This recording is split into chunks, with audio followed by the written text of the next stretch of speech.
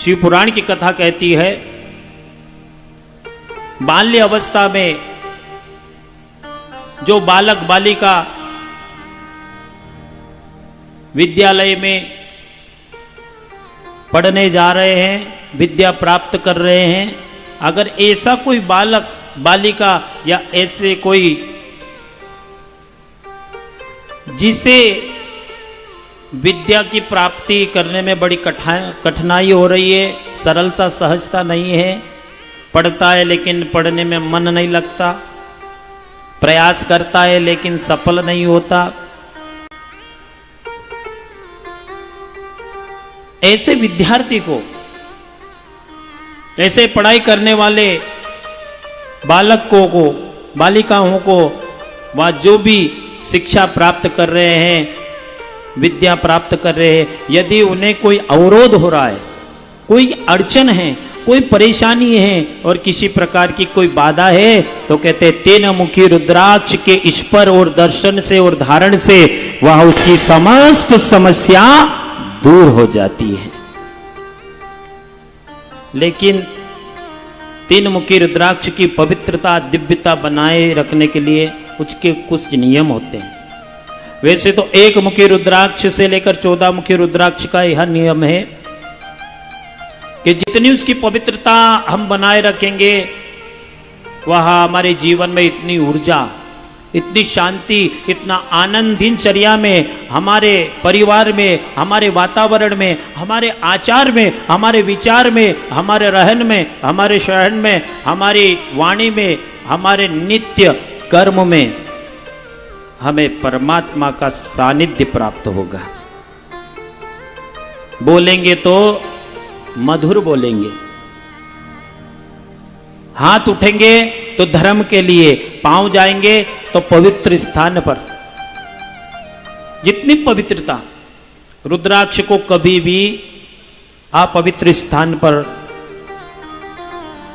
कभी भी मत ले जाना, अर्थात नहीं ले जा सकते। मरघट में, सूतक के स्थान पर, मासिक धर्म में, अपवित्र स्थान पर, जहां पर मदिराला हो, अर्थात शराब जहां पर बिकती हो, जहां पर वेश्यालय हो, जहां पर जुआलय हो, जहां पर पापी लोग रहते हो, जहां पर नास्तिक लोग रहते हो, ऐसे स्थान पर, ऐसी जगह पर रुद्राक्ष का त्याग करें। उस जगह पर रुद्राक्ष को ना ले जाए। रुद्राक्ष को शिवालय में, देवालय में, संत के पास, गुरु के पास, ज्ञानी के पास, यदि यज्ञ हो रहा हो तो यज्ञ की परिक्रमा रुद्राक्ष के साथ करें। ध्यान देना, शिव पुराण की कथा कहती है, जहां यज्ञ होता है, यदि आपके गले में एक रुद्राक्ष है और उस रुद्राक्ष के साथ अगर आपने यज्ञ की परिक्रमा कर ली, तो अश्वमेध यज्ञ करने का जो फल होता है वह स्वतः यज्ञ की परिक्रमा करने से ही आपको प्राप्त हो जाएगा।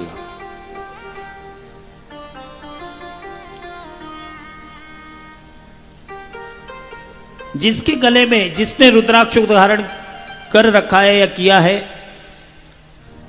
वे छोटे बालक बालिका से लेकर वृद्ध जनों तक, स्त्री पुरुष, बाल्य अवस्था, यौवन अवस्था या वृद्ध अवस्था, तीनों अवस्था में जो भी रुद्राक्ष को धारण करता है, जिस कार्य सिद्धि के लिए, देखो आज संसार में कोई एक को एक प्रकार की इच्छा नहीं रहती।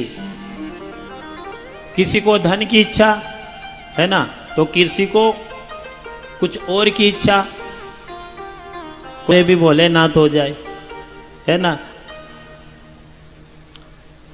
100 का कहे तो 500 का नोट हमको दे दे, है ना। भले जो पसंद आ जाए वो 1000 की जगह 2000 की लेना पड़े, पर हमारे पति देव दिला दें।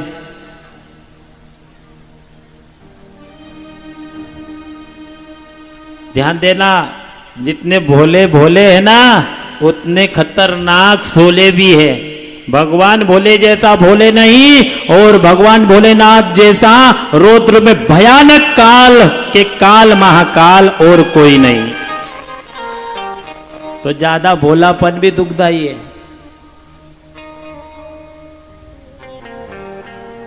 कहने का सीधा सा अर्थ यह है कि तनिक कथा श्रवण करके अपने आप से तो बात करो। शिव पुराण रूपी दर्पण में तनिक अपने आप को देखो कि मैं कैसा जीवन अपना जी रहा हूं या जी रही हूं।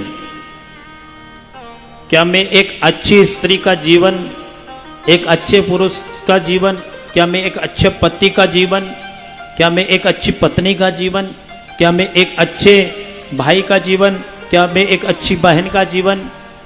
जितने भी संसार में हमारे रिश्ते नाते हैं, उतने रिश्ते नाते के प्रति क्या मैं पूर्णतः जो उस रिश्ते के प्रति जो मर्यादा है, जिस रिश्ते के प्रति जो कर्तव्य है, जो अधिकार है, क्या वही मैं निर्वाह कर रहा हूं या रिश्ते के विपरीत में अपने जीवन का निर्वाह कर रहा हूं। अधिक विचारो। शिव पुराण की कथा के माध्यम से अच्छी पत्नी बनने का प्रयास करो। शिव पुराण की कथा के श्रवण से अच्छे पति बनने का प्रयास करो। शिव पुराण की कथा के श्रवण से अच्छे पिता बनने का प्रयास करो। शिव पुराण की कथा से अच्छी माता बनने का प्रयास करो।